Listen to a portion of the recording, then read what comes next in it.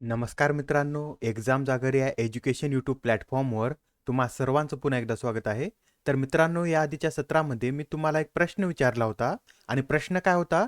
तर कोणते राज्य हे हिंदी भाषेत MBBS अभ्यासक्रम सुरू करणारे देशातील पहिले राज्य ठरले आहे?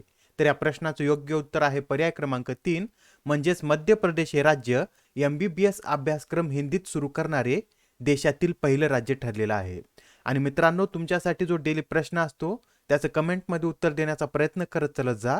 उत्तर चुकलं तरी काय हरकत नाही, कारण ज्यावेळेस तुम्हाला या प्रश्नाचं योग्य उत्तर माहित होतं त्यावेळेस हे प्रश्न तुमच्या दीर्घकाळापर्यंत लक्षात राहतात. तर आता आजच्या सत्राचा पहिला प्रश्न पहा. तर आता अलीकडेच पब्लिक अफेअर्स इंडेक्स प्रकाशित करण्यात आलेला आहे. तर आता या प्रश्नामध्ये आपल्याला काय विचारलेलं आहे? तर 18 मोठ्या राज्यांच्या श्रेणीत कोणत्या राज्याने या इंडेक्समध्ये प्रथम स्थान पटकावलेलं आहे? तर आता या इंडेक्समध्ये 18 मोठ्या राज्यांच्या श्रेणीत हरियाणा या राज्यानं प्रथम स्थान पटकावलेलं आहे. आणि आता हा जो इंडेक्स आहे हा कोणाद्वारे प्रकाशित केला जातो? तर बेंगलोरमध्ये असलेल्या पब्लिक अफेअर्स सेंटरद्वारे हा निर्देशांक प्रकाशित केला जातो. आणि ही या निर्देशांकाची कितवी आवृत्ती होती? तर ही या निर्देशांकाची 7वी आवृत्ती होती. आणि आता या इंडेक्समध्ये नेमकं काय मोजलं जातं? तर राज्यांमध्ये आर्थिक, राजकीय आणि सामाजिक न्याय वितरणाचे मोजमाप करण्याचं कार्य या इंडेक्समध्ये केलं जातं. आणि पहा, तुम्हाला आता परीक्षेमध्ये असाही प्रश्न विचारला जाऊ शकतो की सामाजिक, आर्थिक आणि राजकीय न्यायामध्ये देशातील सर्वोत्तम राज्य कोणतं आहे? तर लक्षात राहू द्या, सामाजिक, आर्थिक आणि राजकीय न्यायामध्ये देशातील सर्वोत्तम राज्य हे हरियाणा आहे. आणि आता या इंडेक्समध्ये पहिल्या 5 स्थानावर कोणती राज्य आहेत आणि महाराष्ट्र कोणत्या स्थानावर आहे हे सुद्धा आपण पाहून घेऊया. तर पहा, मोठ्या राज्यांमध्ये पहिल्या क्रमांकावर हरियाणा आहे, दुसऱ्यावर तामिळनाडू, तिसऱ्या क्रमांकावर केरळ, चौथ्यावर छत्तीसगड आणि 5व्या क्रमांकावर पंजाब हे राज्य आहे. आणि या रँकिंगमध्ये महाराष्ट्र कितव्या स्थानी आहे? तर या रँकिंगमध्ये महाराष्ट्र 16व्या स्थानी आहे. आणि यामध्ये हरियाणा राज्याला किती स्कोर देण्यात आलेला आहे? तर 0.695 इतका स्कोर देण्यात आलेला आहे. तर महाराष्ट्राचा स्कोर किती आहे? तर 0.442 इतका स्कोर आहे.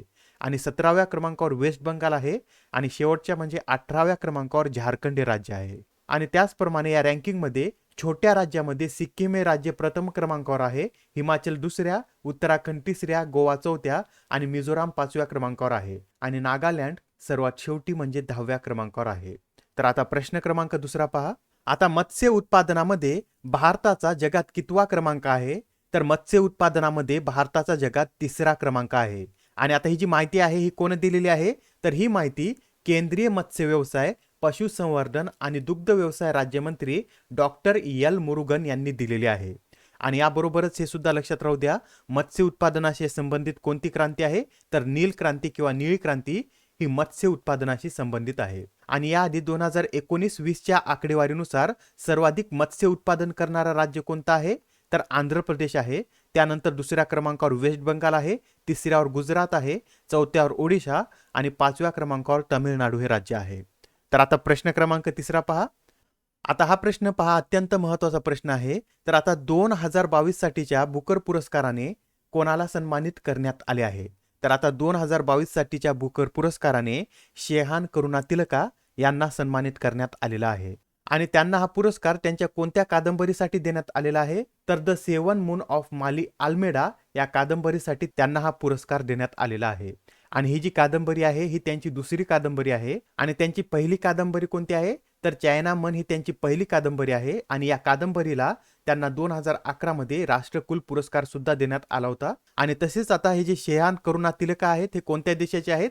तर शेहान करुणा तिलका हे श्रीलंका या देशाचे आहेत. आणि आता ते बुकर पुरस्कार मिळवणारे दुसरे श्रीलंकेचे व्यक्ती ठरलेले आहेत. त्यांच्या आधी 1992 मध्ये श्रीलंकियन वंशाचे मायकेल ओंडाचे यांना हा पुरस्कार देण्यात आला होता. आणि त्यांच्यानंतर हा पुरस्कार मिळवणारे ते दुसरे श्रीलंकन ठरलेले आहेत.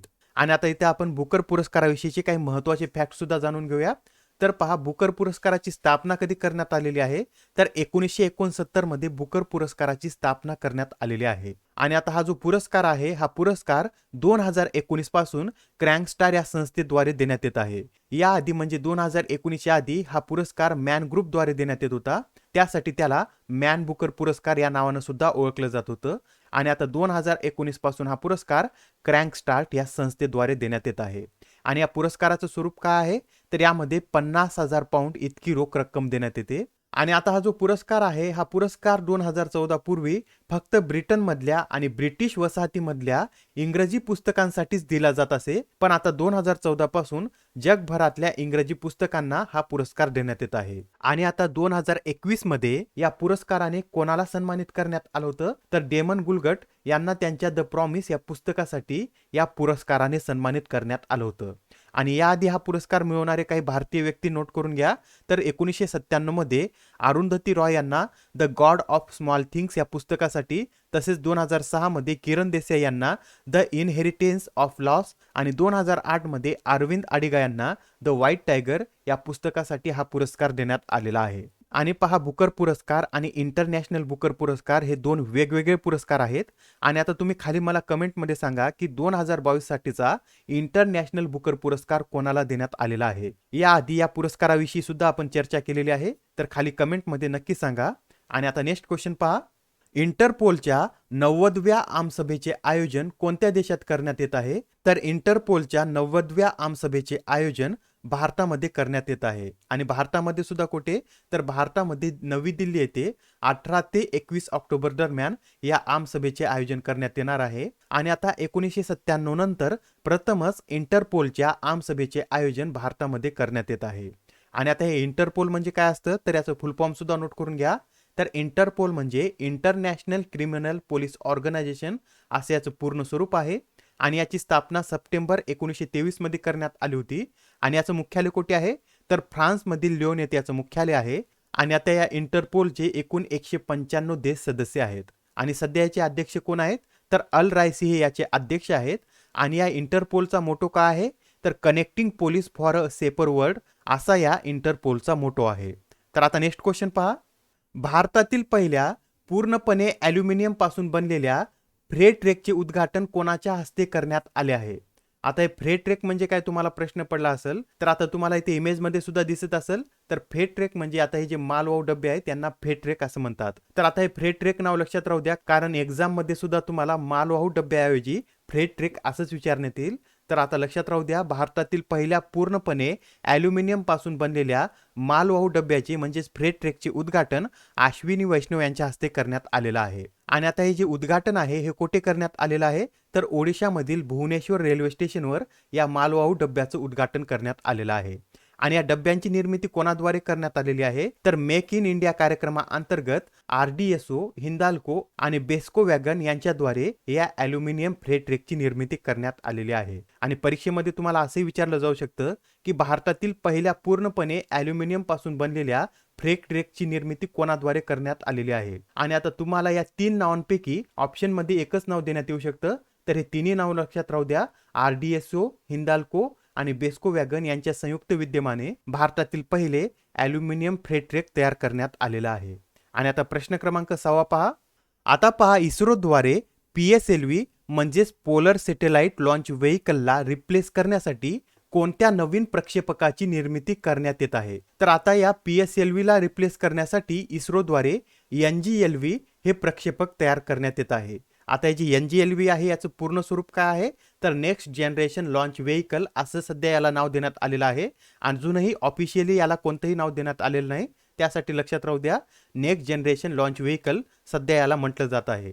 आणि आता हे जे नेक्स्ट जनरेशन लॉन्च व्हेइकल असणार आहे हे 3 स्टेजचं रॉकेट असणार आहे. आणि सध्याचं आता हे जे PSLV रॉकेट आहे हे 4 स्टेजचं रॉकेट आहे. आणि आता या रॉकेटद्वारे सुद्धा जिओ स्टेशनरी ऑर्बिटमध्ये सॅटेलाइट प्रक्षेपित करण्याचं कार्य केलं जाणार आहे. आणि ही जी घोषणा आहे ही कोणी केलेली आहे? तर इस्रोच्या अध्यक्षांनी ही घोषणा केलेली आहे. बरं, मग आता इस्रोचे अध्यक्ष कोण आहेत? तर सध्या इस्रोचे अध्यक्ष M सोमनाथे आहेत. आणि इस्रोची स्थापना कधी करण्यात आलेली आहे? तर 15 ऑगस्ट 1969 मध्ये इस्रोची स्थापना करण्यात आलेली आहे. मुख्यालय बेंगळुरू येथे आहे. आणि इस्रोचं ब्रीदवाक्य काय आहे? तर मानवी सेवेसाठी अंतराळ तंत्रज्ञान हे इस्रोचं ब्रीदवाक्य आहे. तर आता नेक्स्ट क्वेश्चन पहा, आता ही जी 4थी वंदे भारत एक्सप्रेस असणार आहे ही कोणत्या 2 स्थानकादरम्यान धावणार आहे? तर 4थी वंदे भारत एक्सप्रेस ही आम आंदोरा ते दिल्ली या 2 स्थानकादरम्यान धावणार आहे. आणि आता हे जे आम आंदोरा स्टेशन आहे हे कुठे स्थित आहे? तर हिमाचल प्रदेशातील ऊन जिल्ह्यामध्ये हे आम आंदोरा स्टेशन स्थित आहे. अत्यंत महत्त्वाचा प्रश्न आहे, लक्षात राहू द्या. 4थी वंदे भारत एक्सप्रेस हे आम आंदोरा ते दिल्ली या 2 स्थानकादरम्यान धावणार आहे. आणि त्याचप्रमाणे याआधी मी तुम्हाला सांगितलेलंच आहे की पहिली वंदे भारत एक्सप्रेस ही 15 फेब्रुवारी 2019 रोजी दिल्ली ते वाराणसी मार्गावर धावली होती. त्यानंतर दुसरी वंदे भारत एक्सप्रेस ही दिल्ली ते कटरा या दरम्यान धावलेली आहे. तिसरी वंदे भारत एक्सप्रेस ही गांधीनगर ते मुंबई या 2 स्टेशन दरम्यान धावलेली आहे. आणि आता प्रश्न क्रमांक 8 पहा. आता अलीकडेच गिनी प्रजासत्ताक या देशामध्ये भारताचे नवीन राजदूत म्हणून कोणाची नियुक्ती करण्यात आली आहे? तर आता गिनी प्रजासत्ताक या देशामध्ये भारताचे नवीन राजदूत म्हणून अवतार सिंग यांची नियुक्ती करण्यात आलेली आहे. आणि याआधी सुद्धा आपण पाहिलेलं आहे की डॉक्टर आदर्श स्विका यांची कुवेत या देशात, बंडारू विल्सन बाबू यांची मादागास्कर या देशात, तर अमित कुमार यांची दक्षिण कोरिया या देशामध्ये राजदूत म्हणून नियुक्ती करण्यात आलेली आहे. आणि तसेच विक्रम दुराईस्वामी यांची ब्रिटनमध्ये, तर संजय कुमार वर्मा यांची कॅनडामध्ये उच्चायुक्त म्हणून नियुक्ती केलेली आहे. तर ठीक आहे, तर आता प्रश्न क्रमांक 9 पहा. आता या प्रश्नामध्ये काय विचारलेलं आहे? तर 37व्या राष्ट्रीय खेळांचे आयोजन कोणत्या राज्यात करण्यात येणार आहे? तर 37व्या राष्ट्रीय खेळांचे आयोजन गोवा या राज्यामध्ये करण्यात येणार आहे. आणि आता अलीकडे 36व्या राष्ट्रीय खेळाचं समापन झालेलं आहे आणि याचं आयोजन गुजरातमध्ये करण्यात आलं होतं आणि गुजरातमधील 6 जिल्ह्यामध्ये याचं आयोजन करण्यात आलं होतं. आणि या 36व्या राष्ट्रीय खेळामध्ये प्रथम क्रमांक कोणी पटकावलेला आहे? तर सेना दलाने 61 सुवर्ण पदकासह यामध्ये प्रथम क्रमांक पटकावलेला आहे. आणि आता या रँकिंगमध्ये पहिल्या क्रमांकावर कोणतं राज्य होतं? तर महाराष्ट्र हे राज्य होतं. आणि महाराष्ट्राने यामध्ये किती पदक जिंकलेले आहेत? तर एकूण 140 पदक जिंकलेले आहेत. त्यामध्ये 39 सुवर्ण, 38 रौप्य आणि 63 कांस्य पदक आहेत. आणि सर्वाधिक सुवर्ण पदक महाराष्ट्राने यामध्ये कोणत्या खेळामध्ये जिंकलेले आहेत? तर मलखांब या खेळामध्ये महाराष्ट्राने सर्वाधिक 6 सुवर्ण पदक जिंकलेले आहेत. या बाबी सुद्धा लक्षात राहू द्या. आणि आता प्रश्न क्रमांक 10 पहा. आंतरराष्ट्रीय दारिद्र्य निर्मूलन दिन कधी साजरा केला जातो? तर दरवर्षी आंतरराष्ट्रीय दारिद्र्य निर्मूलन दिन हा 17 ऑक्टोबर रोजी साजरा केला जातो. आणि हा जो दिवस आहे याची स्थापना कधी करण्यात आली होती? तर 1992 मध्ये या दिवसाची स्थापना करण्यात आली होती. आणि हा दिवस पहिल्यांदा 1993 मध्ये साजरा करण्यात आला होता. आणि तसेच यावेळेसची या दिवसाची थीम काय आहे? तर dignity for all in practice अशी यावेळेसची या दिवसाची थीम आहे. आणि याबरोबरच हे सुद्धा नोट करून घ्या, नुकत्याच झालेल्या एका अभ्यासानुसार कोणत्या प्रजातींद्वारे एकत्रितपणे जगभरात सुमारे 12 दशलक्ष टन शुष्क कार्बन उत्सर्जित केला जातो? तर आता या अभ्यासानुसार मुंग्यांद्वारे 12 दशलक्ष टन शुष्क कार्बन उत्सर्जित केला जातो. अत्यंत महत्त्वाचा प्रश्न आहे पहा. परीक्षेमध्ये अशा प्रकारचे प्रश्न बऱ्याच वेळा विचारण्यात आलेले आहेत, तर लक्षात राहू द्या. आणि तसेच आता राष्ट्रीय भ्रष्टाचार विरोधी आयोग विधेयक कोणत्या देशाशी संबंधित आहे? तर आता हे जे राष्ट्रीय भ्रष्टाचार विरोधी आयोग विधेयक आहे हे ऑस्ट्रेलिया या देशाशी संबंधित आहे. आणि ऑस्ट्रेलियाच्या संसदेमध्ये नुकतंच हे विधेयक मांडण्यात आलं होतं. आणि त्याचबरोबर आता कोणत्या राज्याने राज्याचा जमातीचा विश्वकोश म्हणजेच इन्सायक्लोपीडिया ऑफ ट्राईब्स प्रसिद्ध केला आहे? तर नुकतेच आता इन्सायक्लोपीडिया ऑफ ट्राईब्सची निर्मिती ही ओडिशा या राज्याने केलेली आहे. आणि आता अलीकडेच MSME मंत्रालयाद्वारे राष्ट्रीय SC/ST हब कॉन्क्लेव्हचे आयोजन करण्यात आले होते. तर हे आयोजन कोणत्या राज्यामध्ये करण्यात आले होते? तर आता या SC/ST हब कॉन्क्लेव्हचे आयोजन गुजरात या राज्यामध्ये करण्यात आले होते. आणि भारतात स्वच्छ भारत दिवस कधी साजरा केला जातो? तर भारतामध्ये स्वच्छ भारत दिवस हा 2 ऑक्टोबर रोजी साजरा केला जातो. आणि आता आजचा तुमच्यासाठीचा प्रश्न पहा. अलीकडे सुरू करण्यात आलेल्या टेलिमानस या उपक्रमाची घोषणा कोणत्या अर्थसंकल्पादरम्यान करण्यात आली होती? आता या प्रश्नाचं उत्तर कमेंटमध्ये देण्याचा प्रयत्न करा.